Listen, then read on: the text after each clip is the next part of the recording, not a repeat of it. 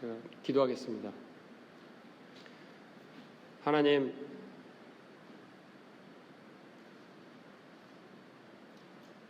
영원에 거하시고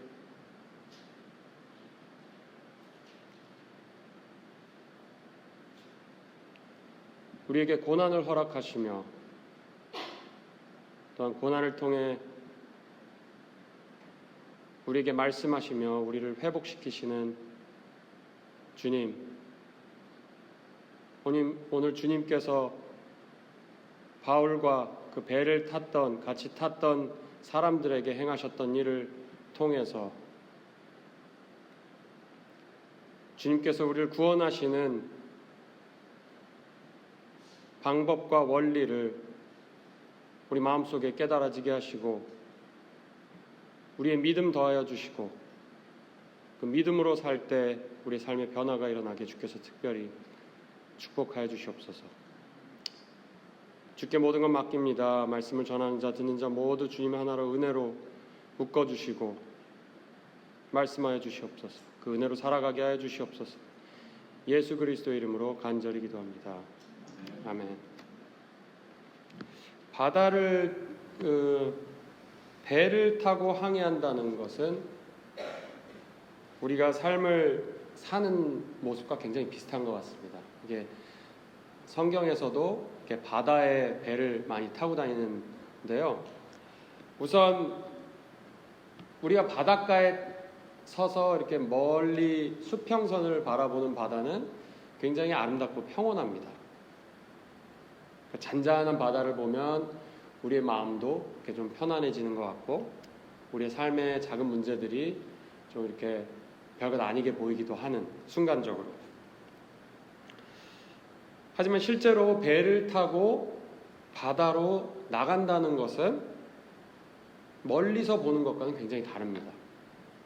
물 위에 작은 배 위에 있다는 것 자체만으로서 우선 불안하죠. 불안함이 가시질 않죠.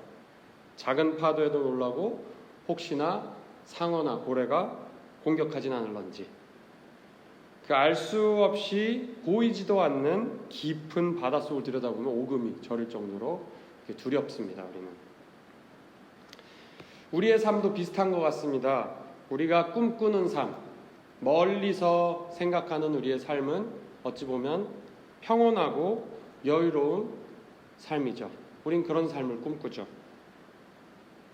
바닷가에서 멀리 수평선을 바라보며 바다의 평온과 아름다움을 보고 이렇게 평온해지는 것처럼 우리가 꿈꾸는 삶만 생각하면은 우리는 마음이 평안해지기도 합니다. 하지만 우리의 실제 매일의 삶은 우리가 바라는 것만큼 평온하거나 아름답지가 않죠. 가진 것이 많다고 해서 아니면 내가 누릴 수 있는 것이 다 누린다고 해서 우리의 삶이 평온하거나 항상 아름다운 것은 아니라는 것을 우리가 모두 잘 알고 있죠. 내 삶 속에서 이것만 이루면 행복할 것 같은데 막상 이루고 나면은 또 다른 걱정거리와 염려해야 하는 삶의 문제들이 계속해서 우리의 삶에 있다는 것입니다. 그래서 오히려 우리가 사는 매일의 삶은 멀리서 보는 바다가 아니고 바다 한복판에 정말 내동댕이 쳐져 있는 작은 배 위에 있는 모습과 훨씬 더 흡사해 보입니다. 그래서 이렇게 우리가 꿈꾸는 이상적인 삶과 실제로 우리가 매일 맞닥뜨리는 삶의 차이, 이 차이로 인해서 우리는 삶에 대한 실망, 그리고 허무함, 그리고 걱정과 두려움이 우리 마음속에서 평생 떠나질 않죠. 하지만 하나님께서 우리가 마음에 꿈꾸는 그 영원히 걱정도 없고 아름답고 평온한 삶, 그런 삶을 하나님께서 실제로 준비를 해놓으셨다는 겁니다. 성경에 의하면. 그리고 그런 삶을 우리에게 주시겠다는 것이죠. 그런 약속입니다. 성경에 나와 있는 약속들이. C.S. 루이스는 우리가 현재의 삶에 만족하지 못하는 이유에 대해서 이렇게 얘기합니다. 만약 우리가 이 세상이 채워줄 수 없는 욕망을 가지고 있다면, 어떤 이상적인 욕망을 가지고 있다면 그에 대한 가장 적절한 설명은 우리가 다른 세상을 위해 만들어졌다는 것이다. 바로 그 다른 세상, 성경에서 말하는 그 다른 세상은 바로 그분의 나라, 장차 올 영원한 하나님의 나라라는 것이고, 그 나라는 반드시 온다는 것이죠.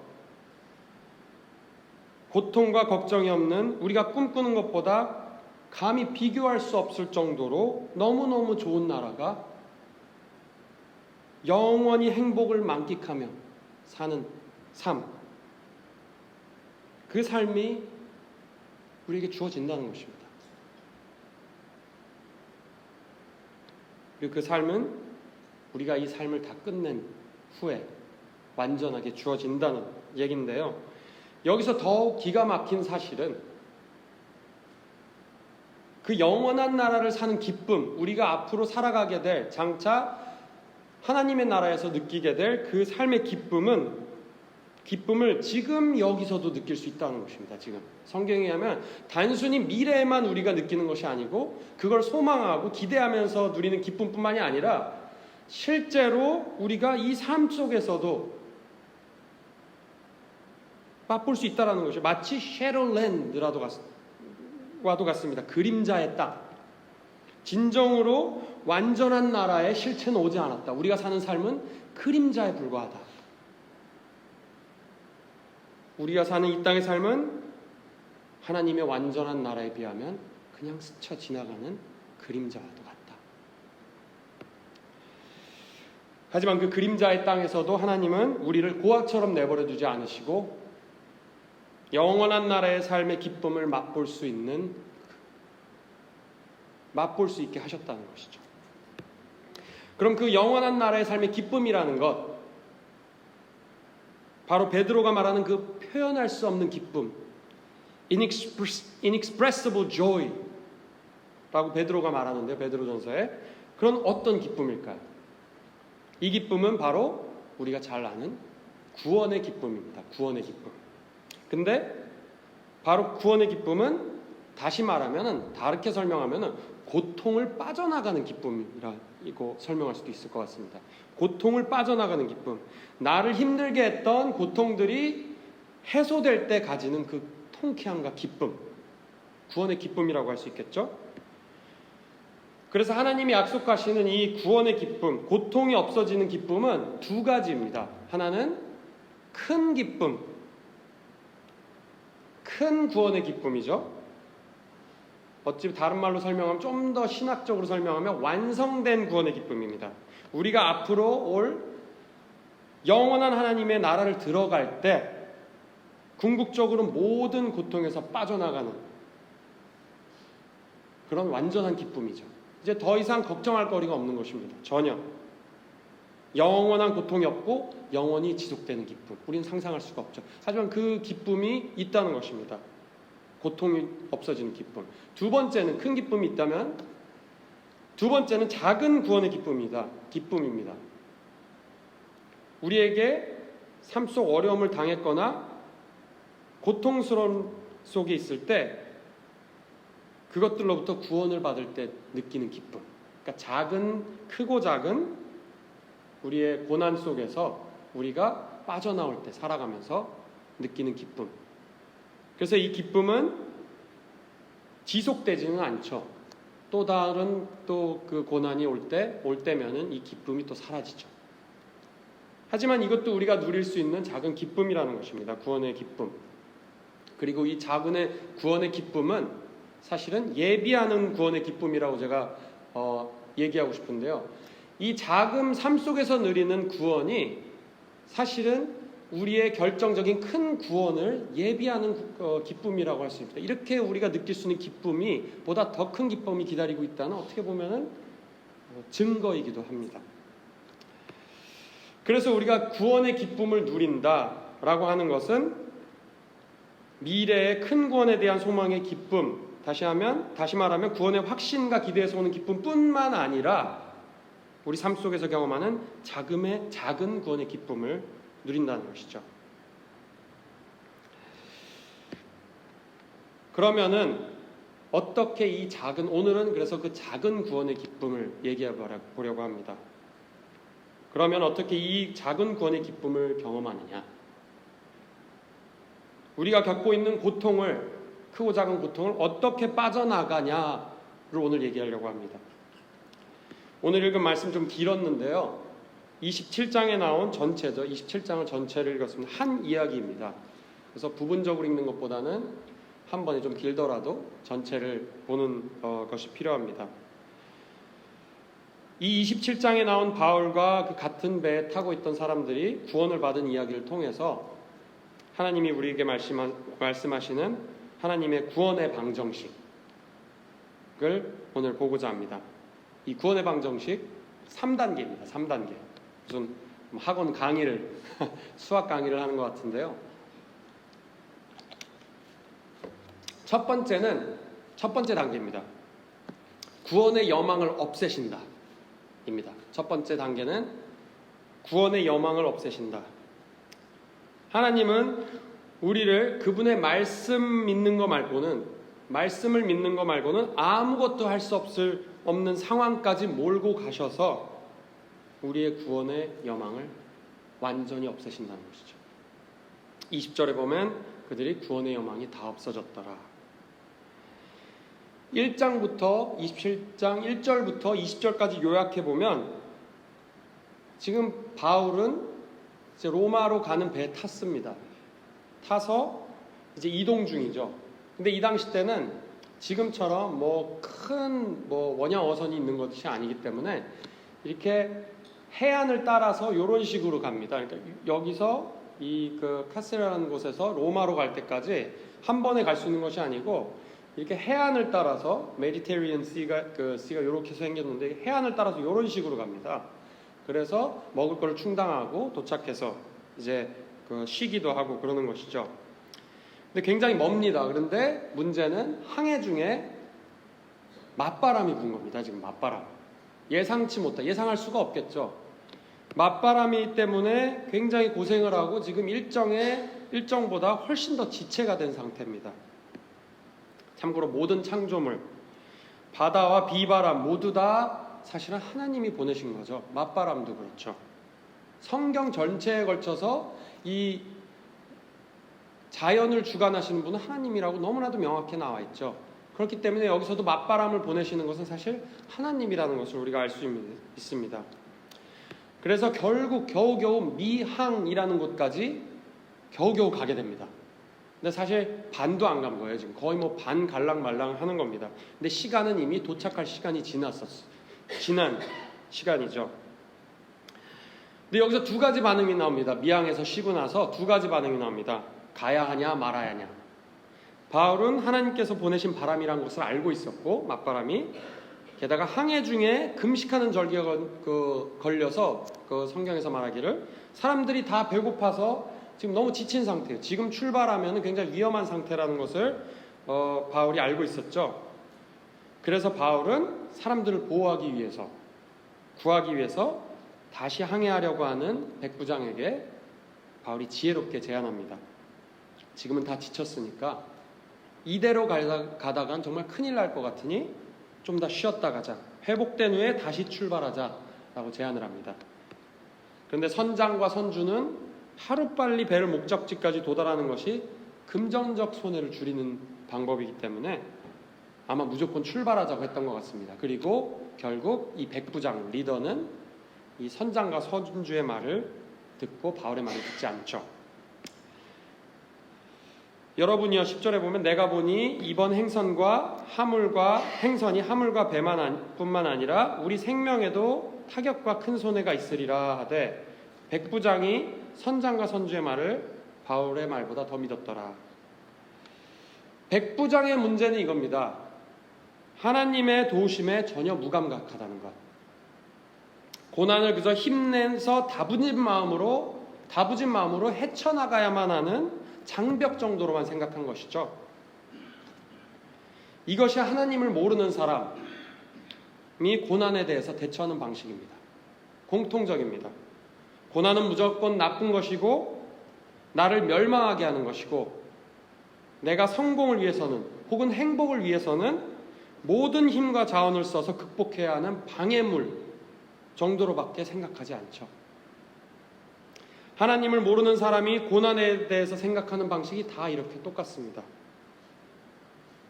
그리고 어떤 사람은 세상에 고난이 있다는 것은 하나님이 없거나 있어도 선하지 않거나 아니면 선하더라도 능력이 없거나 그렇다고 생각을 하죠. 그러니까 내가 고난을 이겨내야 된다. 내 힘으로. 그래야 내가 성공할 수 있고 행복을 찾을 수 있다. 내가 쟁취하는 것이다. 하지만 성경에 의하면은 하나님은 삶에 어려움을 주시는 분입니다. 복도 주시지만 어려움을 주시는 분이고 고난을 통해서 우리에게 말씀하시는 분이라는 것이죠. 때로는 더 큰 고난을 막기 위해 작은 고난을 주시기도 하시며 때로는 우리가 죄에서 돌아오게 하기 위해 고난을 주시기도 하며 때로는 우리의 마음을 훈련하시기 위해 고난을 주시기도 하죠. 문제는 하나님을 믿는다고 하는 우리들도 이 백부장같이 혹은 하나님을 모르는 사람들과 다름없이 때로는 고난을 통해 들려오는 하나님의 구원의 메시지에 무감각하다는 것입니다. 어찌 보면 이것이 우리에게 가장 큰 문제겠죠. 고난 속에 있을 때. 누군가는 이렇게 말할 수도 있을 것 같습니다. 아니, 어떻게 고난이 하나님의 구원의 메시지입니까? 결국 하나님은 유라굴로라는 강력한 동풍을 보내십니다. 그전에는 작은 맞바람만 보내셨다가 이제는 유라굴로라는 이제 북동풍입니다. 우리 여기 이 동부 지역에 사는 사람들은 매년 겨울마다 느끼는 바람입니다. 이게 노이스터라고 하죠. 똑같은 뜻입니다. 유라굴로라는 그리 헬라어인데요. 뿐만 아니라 하나님을 모르거나 믿음이 없는 그들에게 짙고 긴 어둠을 주십니다. 그리고 생명이 왔다 갔다 하는 상황이 지속되죠. 그리고 그 상황이 언제 끝날지 모릅니다. 그러니까 더 큰 고난을 지금 주신 겁니다. 어떻게 보면. 그리고 이것은 그냥 랜덤하게 정말 자연의 법칙에 근거한 우리가 알 수 없는 그냥 우리에게 때때로 찾아오는 예상치 못하는 그냥 우리가 이겨내야 하는 그런 고난이 아니라는 것이죠. 이 고난을 통치하시는 분이 하나님이시고 그분이 보내셨다는 아주 확실한 메시지입니다.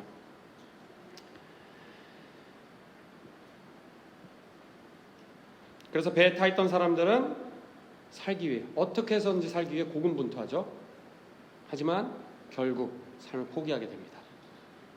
얼마 못 되어 섬 가운데서 유라굴로라는 광풍이 대작하니 배가 밀려 바람을 맞추어 갈 수 없어 가는 대로 두고 쫓겨가다가 가우다라는 작은 섬 아래로 간신히 거루를 잡아 여기 작은 섬이 있었습니다. 아까 이렇게 로마까지 가는데 작은 섬이 있습니다. 그 아래로 지나가려고 그러다가 이제 못 지나가게 된 거죠. 풍랑으로 심히 애쓰다가 이튿날 사공들이 짐을 바다에 풀어버리고 사흘째 되는 날에 배의 기구를 저희 손으로 내어버리니까 모든 것을 다 버리게 되는 겁니다. 여러 해의 날 동안 20절에 해와 별이 보이지 않다. 여러 날 동안 어둠 속에 있는 겁니다. 그냥 큰 풍랑은 그대로 있고 있음에 구원의 여망이 완전히 다 없어졌더라. 여망이 다 없어졌더라. 그렇지만 그들의 마음속에 남아있는 모든 희망을 완전히 없애진 것이 하나님이 유라굴로를 보내신 이유고 하나님의 구원의 방정식의 첫 번째 단계였다는 것이죠. 그럼 두 번째 단계는 무엇일까요? 깊고 긴 어둠의 시간을 주셔서 우리의 마음에 스스로를 구원하려는 헛된 여망을 없애시고 그 다음에 가장 먼저 하시는 것이 하나님의 구원의 방정식 두 번째 단계는 바로 그분의 말씀에 대한 믿음을 요구하신다는 겁니다. 고난을 허락하신 후에 완전히 우리가 포기하게 하신 다음에 그 다음에 하시는 단계는 나를 믿어라. 너를 믿지 말고. 굉장히 간단하죠. 어떻게 우리가 모르는 것이 아닙니다. 하나님이 그들의 마음속에 구원의 여망을 없애신 이유는 그들이 하나님의 말씀을 믿는 것 말고는 아무것도 할 수 없게 하기 위함이었습니다. 우리의 손발을 다 묶어놓는 것이죠. 그리고 그 주신 말씀은 구원의 메시지였습니다. 너가 아니라 내가 너를 구원한다.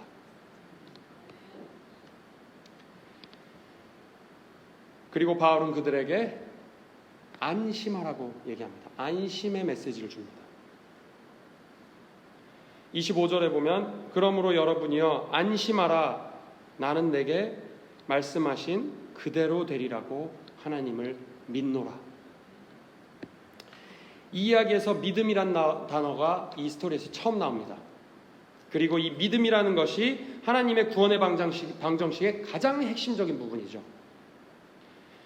구원의 방정식의 거의 전부라고 해도 과언이 아닙니다. 첫 번째 단계는 우리가 믿기 위해서 하나님이 주시는 전초전이라고 할 수 있지만 이 믿음은 이제 결정적입니다. 우리가 사생결단을 하기 위해서 믿음을 요구하시는 것이죠. 이 믿음 때문에 그 고난을 허락하셨다고 해도 과언이 아닐 것 정도로 굉장히 중요합니다. 그리고 이런 상황에서 하나님이 말씀하신 그대로 되리라고 하는 믿는 바울의 믿음은 비현실적입니다. 그리고 무식한, 어찌 보면 막무가내인 믿음처럼 보이죠. 바울의 말은 현재 벌어지는 상황을 봤을 때 전혀 증거가 없는 이야기처럼 들립니다. 그 뱃사공인 그 백부장의 바보가 아니죠. 지금 뭐 믿을 것이 있었으면 믿었겠죠. 근데 정말 모두가 포기하고 죽을 날만 기다리고 있는 상태인데 특히 이런 믿음을 믿지 않는 사람들은 비하하는 말로 blind faith라고 합니다. 말 그대로 장님의 믿음이죠.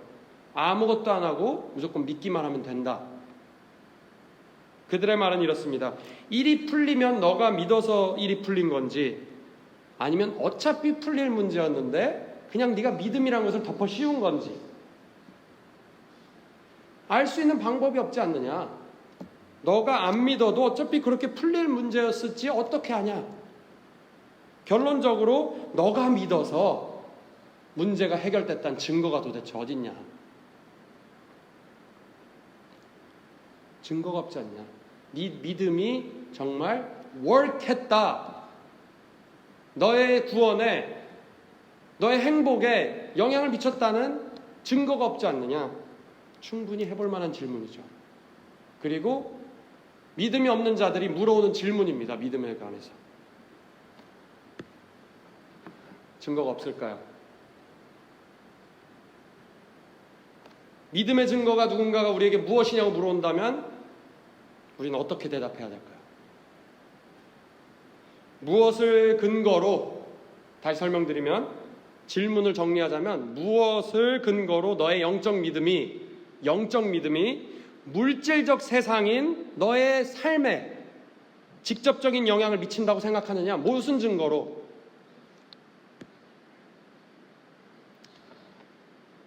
믿음을 통해 하나님께서 역사하신다는 증거가 분명히 오늘 텍스트에 나와 있습니다. 오늘 이야기에서 너무나도 명확하게 알 수 있는 믿음의 증거가 두 가지가 나와 있습니다. 첫 번째로 마음의 변화입니다. 우리가 하나님은 우리가 하나님을 진정으로 마음속에 믿었을 때 나타나는 증상이 있습니다. 우리에게 굳이 믿습니다 입으로 소리치지 않아도 믿음을 증명하는, 우리가 믿을 때 벌어지는 현상이 있죠. 바로 우리 마음속 불안과 두려움이 안심과 담대함으로 바뀐다는 것이죠. 안심하라 했을 때 그들이 처음부터 안심하지 못했습니다. 하지만 구원해 하신다는 믿을 수밖에 없었을 때 안심하게 됐죠. 아무것도 할 수가 없을 때, 다 포기했을 때 비로소 하나님이 말씀을 주시고 그 말씀을 믿게 됐을 때 우리에게 오히려 안심을 주신다는 것이죠. 평강을 주신다는 것입니다. 그리고 이 평강은 바울에게만 있지 않았습니다. 바울의 말을 듣고 믿는 모든 자에게, 믿지 않았을 때는 그렇게 불안해서 고군분투했던 사람들의 마음이 이상한 것처럼 모든 자의 마음에 평강이 생겼다는 것이에요. 이것이 증거죠. 구원의 말씀을 봐도 마음에 평강이 없는 것은 우리가 하나님의 말씀을 그대로 믿지 않기 때문이라고 말할 수 있습니다. 이것을 보면 믿음이 전혀 없는 사람들도 하나님의 말씀을 믿으니까 평강이 생겼다는 거예요 지금. 근데 아무리 말씀을 읽어도 믿음이 생기지 않는다는 증거가 우리의 말씀에 평안이 없다는 것입니다. 읽어도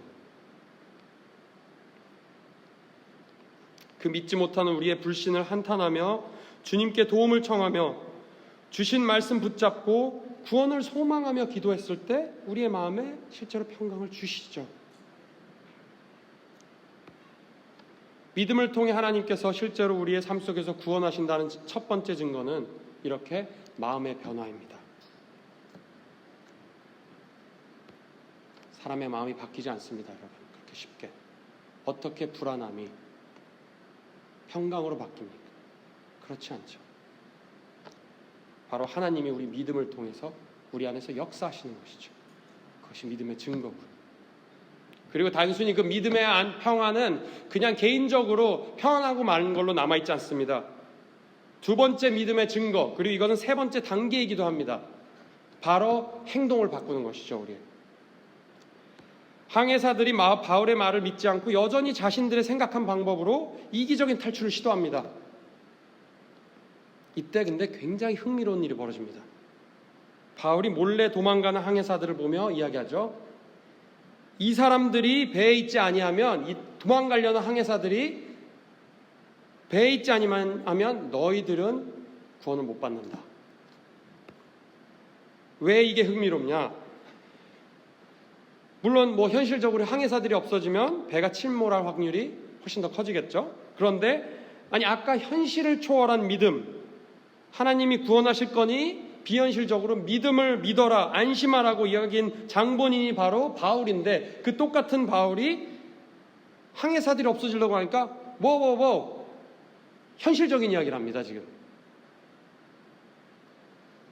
그렇다면 바울의 믿음이 그 사이 사라진 걸까요?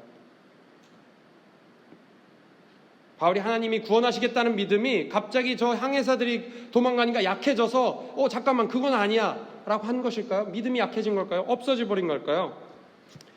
하나님이 정확히 바울에게 말씀하신 게 이겁니다. 바울아 두려워 말라. 24절에 내가 가이사 앞에 서야 하겠고, 이 말은 뭐냐? 바울의 구원이 보장된 겁니다. 또 하나님께서 너와 함께 행선한 자를 다 내게 주셨다. 바울에게 주셨다. 원어로 봐도 그냥 주셨다라고 되어 있습니다. 다른 데는 용서하셨다라는 말로도 사용될 수 있는 같은 단어인데요, 여기서는 주셨다 라고 써있죠. 왜 하필 여기서 하나님의 사자, 그래서 하나님은 너와 함께 하는 사람을 모두 구원해 주겠다가 아니고 그들을 너에게 주었다라고 하셨을까요? 우선 바울의 확실한 구원은 약속하셨습니다 지금. 그리고 나머지 사람들은 바울을 통해 구원하시겠다는 하나님의 말씀이었던 것입니다. 지금 보면은 결국 주셨다는 것은 바울의 어찌 보면 responsibility, 책임, 바울의 행동에 맡긴 것이죠. 그래서 다시 종합해보면 바울은 믿음이 없어지고 현실적이 되어서 막은 것이 아니고 항해사들을, 오히려 그는 하나님의 말씀을 전적으로 믿었고 그랬기 때문에 도망가는 하나님이 나의 responsibility에 맡기신 그 항해사들의 목숨을 살리기 위해서 막은 것이죠. 그렇다면 만약 바울이 하나님의 말씀을 믿지 않았더라면, 사람들이 다른 믿음이 없는 사람들이 질문하는 것처럼 믿지 않았더라면은 그럴 리는 없겠지만 바울이 도망가는 항해사를 막지 않았겠죠. 그리고 막지 않았다면 바울만 구원을 얻었겠죠. 그리고 만약 하나님이 말씀하시지 않았다면 처음부터 전혀 다른 결과가 났겠죠. 그러니까 무슨 말이냐? 결코 말씀 없이, 그리고 그 믿음 없이는 선한 결과를 얻을 수 없다는 것입니다. 반대로 오직 말씀과 그 말씀을 믿는 결정들을 했을 때만이 선한 결과를 얻는다는 것이죠. 조금 어려울 수 있습니다. 하지만 이게 정말 저희가 믿음이 행동으로 연결됐을 때 그는 하나님이 약속하신 것이 성취된다는 놀라운 오묘한 진리입니다, 여러분. 그러니까 우리가 하나님이 다 하실 거야, 나 아무것도 할 필요 없어, 아니면 뭐 기도 그래 기도만 하면 되지, 아니면 기도도 할 필요 없어, 하나님이 어차피 우리 구원하신다 그랬는데, 이런 것을 전적으로 반박하는 말씀이시죠. 내가 메시지를 주었고 너희를 구원하겠다 하셨을 때 그거를 믿는 믿음으로 우리가 행동하길 원하시고, 그 행동을 통해서 우리의 구원을 약속을 이루어 가신다는 거예요. 오묘한 하나님의 우리의 삶 속에서 관계하시고 개입하시는 방법, 구원의 방정식이라는 것입니다.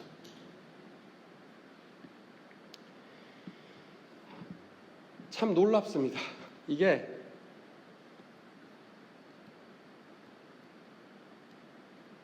그래서 우리가 믿고 그 믿음의 결정들을 하는 것이 굉장히 중요한 것이고, 우리의 삶의 변화를 너무나도 현실적으로 일으킨다는 것이죠.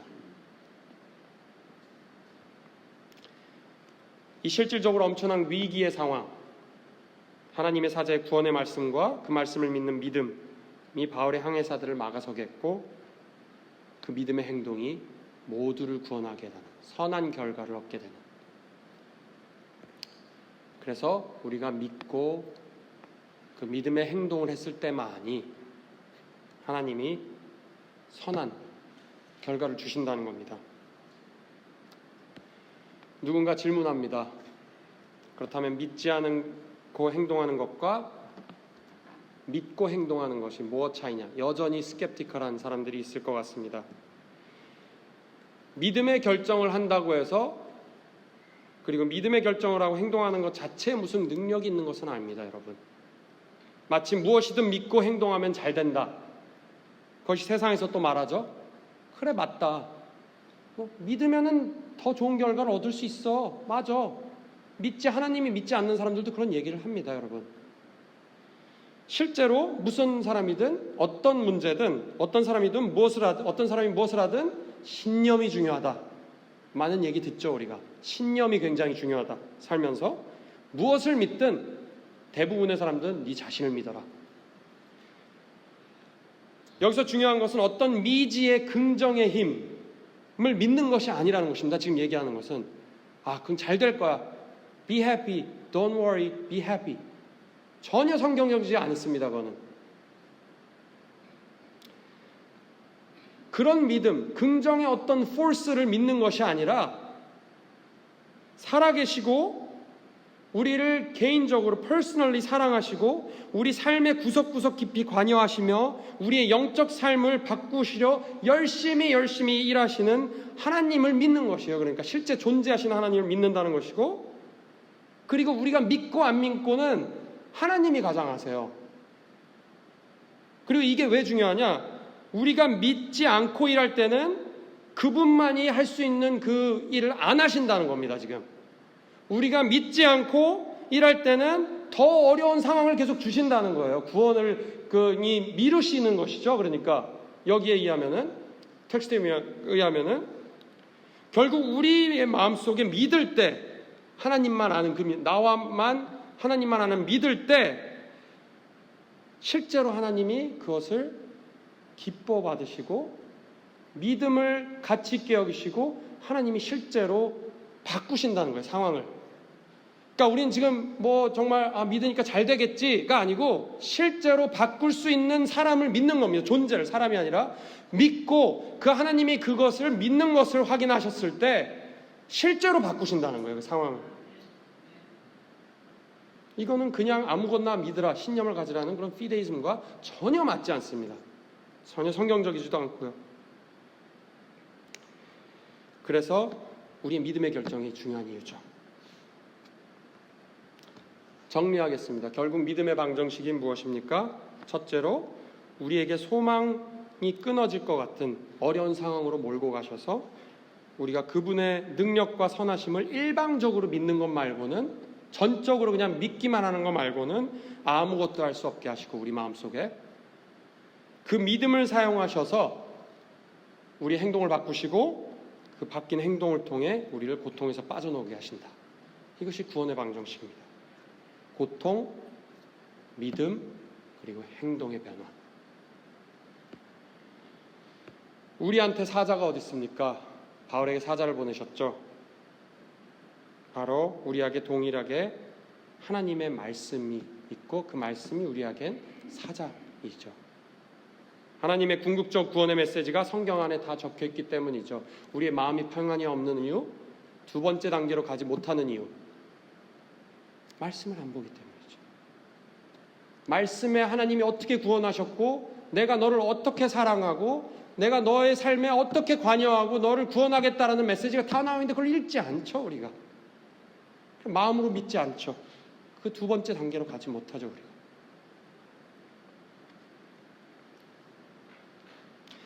그 구원의 메시지의 절정, 말씀의 요지는 바로 예수 그리스도를 통해 궁극적으로 우리에게 큰 구원을 허락하실 거라는, 모든 고통을 완전히 도말하실 거라는 약속입니다. 그것이 복음이죠.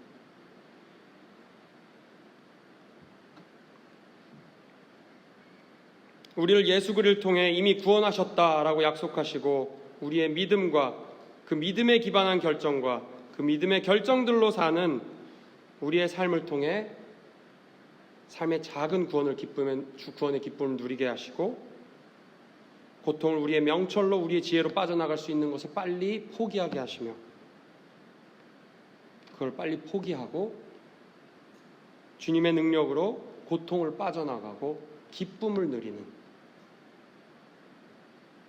더 나아가 이 땅에 우리의 가족과 친구와 학교와 공동체에 그분의 구원의 역사를 이루어 가신 하나님을 경험하는, 함께 경험하는, 선한 구원을 함께 경험하는 우리 모두가 되기를 주님의 이름으로 간절히 소망합니다.